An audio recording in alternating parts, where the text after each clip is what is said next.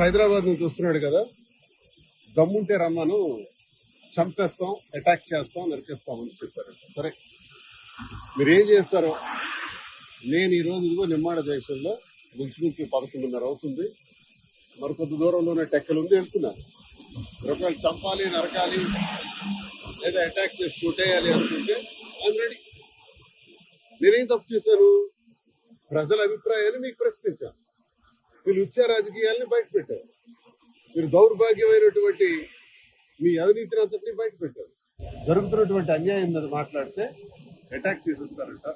చూద్దాం, అది కూడా. నేను ఇంకా గట్టిగా మాట్లాడతాను, ఇంకా గొంతిప్పి మాట్లాడతాను, ప్రజా సమస్యల పైన పోరాడతాను. మీకు వైసీపీలో నన్ను సస్పెండ్ చేశారు, మీకు కావాలంటే బహిష్కరించండి, ఎక్స్పెల్ చేసేయండి. ఎక్స్పెల్ చేయటం అంటే పార్టీ నుంచి బయటకు పంపించండి. అదే చేసిన తర్వాత స్వతంత్రుడిగా నా కార్యక్రమం నేను చేస్తాను. ఇంకా గట్టిగా శ్రీకాకుళం జిల్లాలో పనిచేస్తాను.